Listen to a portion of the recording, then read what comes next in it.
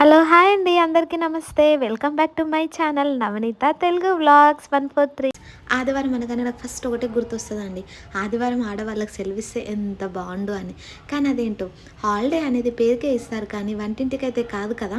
అందులోని మనకు ఆదివారమే ఎక్కువ పనులు ఉంటాయి. అలా ఎందుకంటారా? ఆదివారం రోజు బెడ్షీట్లు వాషింగ్ అలాంటి ప్రోగ్రామ్ పెట్టుకుంటారు చాలామంది లేడీస్ నాకు తెలిసినంత వరకు. అలాగే ఆ రోజు హౌస్ క్లీనింగ్ కూడా పెట్టుకుంటారు. దాంతోపాటుగా ఇంట్లో కొంచెం స్పెషల్ ఫుడ్ ఐటమ్స్ చేయాలి కాబట్టి ఇంకా డబల్ ఉంటుంది. వీటన్నింటికన్నా మెయిన్గా అయితే ఇంట్లో పిల్లలు ఆ రోజు హాలిడే కాబట్టి వాళ్ళు చేసే పనులను మనం డబల్ చేసుకుంటూ అయితే ఇంకా టైం లెంత్ అనేది పెరుగుతూనే ఉంటుంది. నాకు తెలిసి ఆదివారమే మనకు రెస్ట్ ఉండదు అని నా ఫీలింగ్. ఇది ఎంతమంది ఆడవాళ్ళు నేను చెప్పింది కరెక్ట్ అని నాకు ఓటేస్తారనేది కామెంట్ చేసేయండి.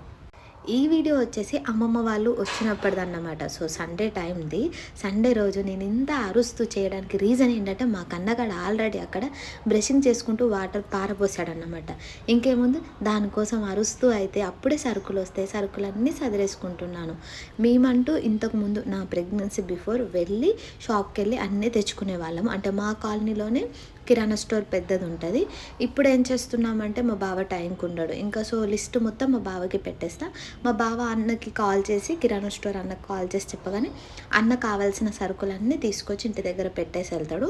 లేదు అంటే సరుకులన్నీ తీసుకొని అక్కడే ప్యాక్ చేసి పెడితే ఇప్పుడు మా తమ్ముడు మాకు నియర్ బై ఉంటున్నాడు కాబట్టి తమ్ముడు అన్నీ తీసుకొచ్చి ఇంట్లో నాకు ఇచ్చేసి వెళ్తాడన్నమాట. అందరి విషయం ఏమో తెలియదు కానీ మన మిడిల్ క్లాస్ వాళ్ళకి విషయం అయితే ఒక్కటి చెప్తానండి.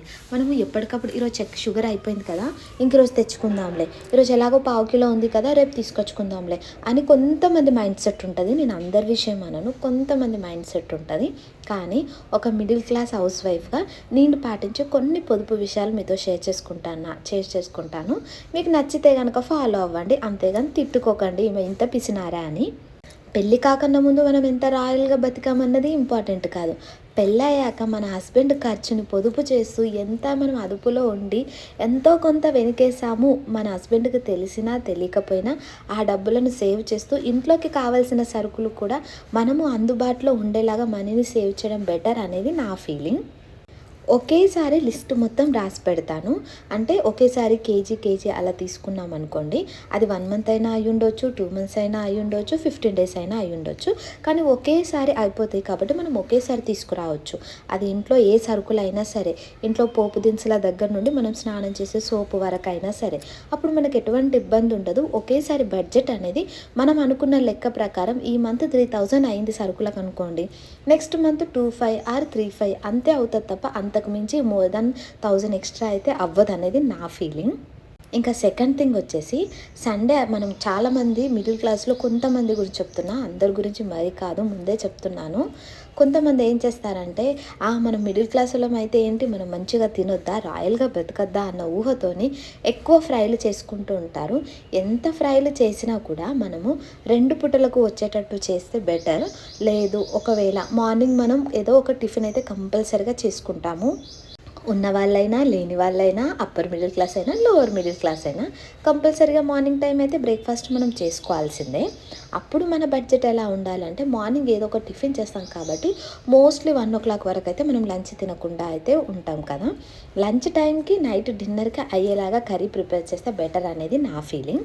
అప్పుడు ఏంటంటే మనము మార్నింగ్ వండింది నైట్ కూడా కర్రీ తింటాం కాబట్టి కొంచెం రైస్ పెట్టుకుంటే సరిపోతుంది. అండ్ లేదు అయినా మనకు కర్రీ సరిపోలేదంటే ఆ నైట్ ఒక్క పూటకి కర్డ్ వేసుకొని లేదా ఏదైనా ఆమ్లెట్ వేసుకొని తినేసి పచ్చడి వేసుకొని కడుపు నింపుకుంటే బెటర్ అనేది నా ఫీలింగ్ అన్నమాట. అక్క పొదుపు సంసారం గురించి బాగా చెప్తున్నావు కానీ ఇప్పుడు నువ్వు ప్రెగ్నెంట్ ఆ విషయం మర్చిపోయినట్టును అలా ఇప్పుడు పొదుపు చేయకని మీరు అనుకోవచ్చు. అఫ్కోర్స్ నేను ఈ టైంలో ఏం పొదుపు చేయట్లేను కానీ నేను బిఫోర్ ప్రెగ్నెన్సీ అయితే పాటించేదాన్ని అని చెప్తున్నాను.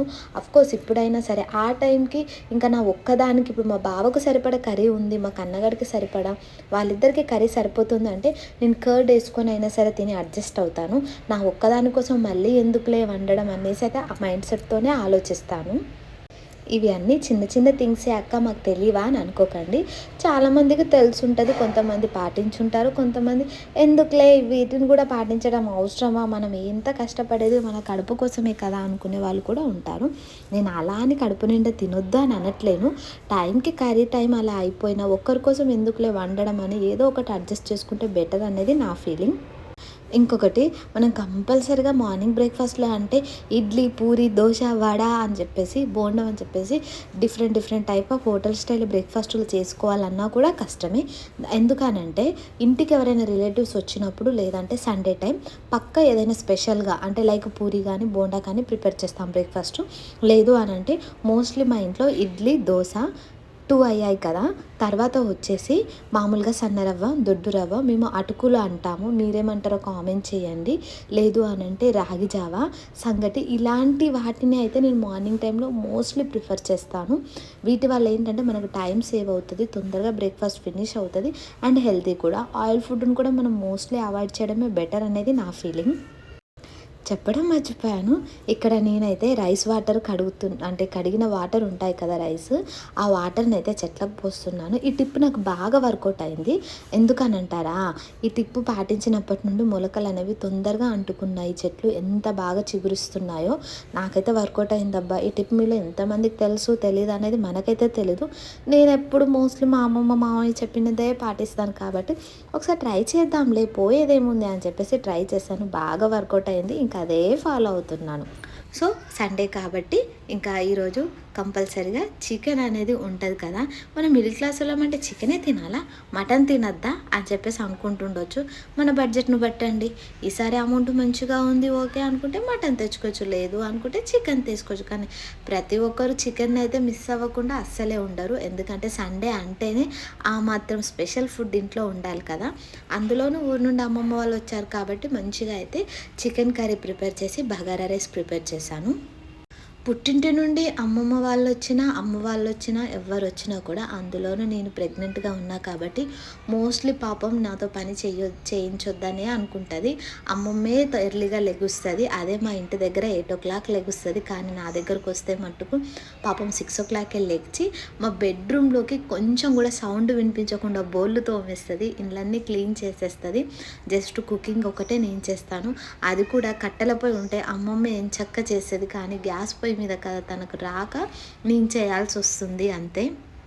కానీ వెంటనే బోల్ తోమేస్తుంది. నేను ఎలా అంటే మార్నింగ్ 1 time తోమితే ఆఫ్టర్నూన్ ఉంటే తోముతాను, లేదంటే డైరెక్ట్ ఇంకా ఈవినింగ్ నైట్కే తోమేస్తాను. కానీ అమ్మమ్మ అలా కాదు, సింకులో ఒక్క గ్లాస్ ఉన్నా కూడా వెంటనే తోమేస్తుంది అన్నమాట.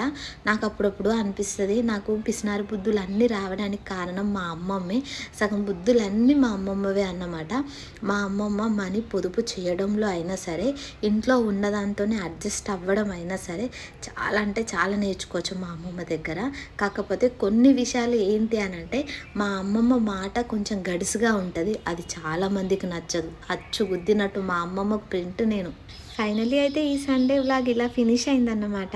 ఫర్దర్గా మీకు వీడియోస్ కావాలి అంటే వెంటనే నా ఛానల్ని సబ్స్క్రైబ్ చేసుకొని నాకు సపోర్ట్ ఇవ్వండి, అలాగే లైక్ చేయండి.